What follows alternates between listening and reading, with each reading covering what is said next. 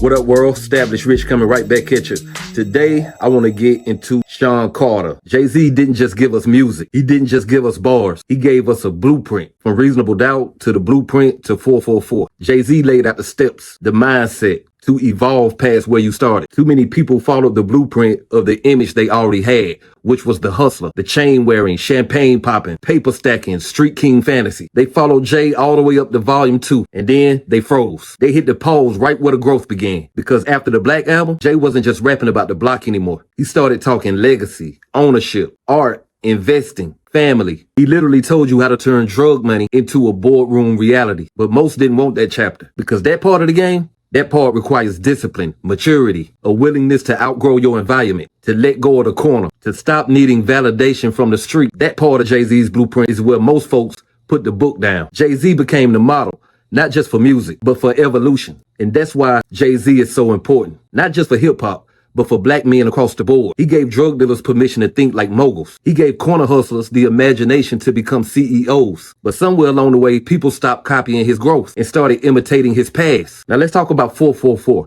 That wasn't just an album. That was therapy on wax. That was a man standing in front of his flaws as a husband, as a father, as a black man trying to elevate. He didn't hide behind his ego. He embraced vulnerability and still kept it gangster. Cause 444 was never about the record sales. It was about legacy. JayZ was telling us, I'm done trying to impress y'all. Now I'm trying to teach you. And let's be real, it takes a certain kind of courage just to let go of the spotlight. Jay could be dropping albums every year trying to chase trends, chasing TikTok streams, trying to compete with the kids. But he didn't because he's not afraid to grow old gracefully. He's not thirsty for the limelight. He's not screaming to be seen. He's moving like a man who already knows he made it. And now he's just protecting his foundation. And I still had a bit of, I wasn't as evolved as a person. I got these feelings, but I didn't trust them.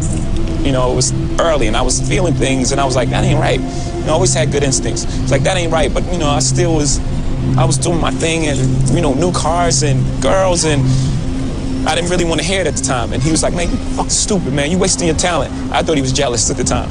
I was like, man, crazy. You see this Pathfinder? But I knew that something wasn't right about the things that I was doing. My conscience was alive. And so I just decided to let that street light go and just really focus on music. This is what I love to do. If I had my choice to be successful in the street or be successful making music, it would be making music. So let me treat it like that and give it my all. And when I did, it happened pretty much right away for me. When I dedicated 100%, there was like Reasonable Doubt, Volume 1, Volume 2, then everything, and it just never stopped from there. But black excellence isn't just about what you earn. It's about what you learn. You can't preach freedom if you're still thinking like a prisoner. We don't just need more rich black men.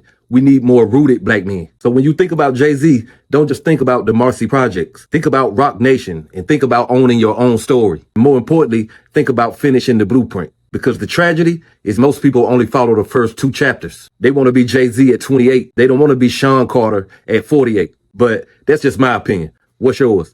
Like, comment, subscribe, Established Rich. I'll be back with another one. Peace.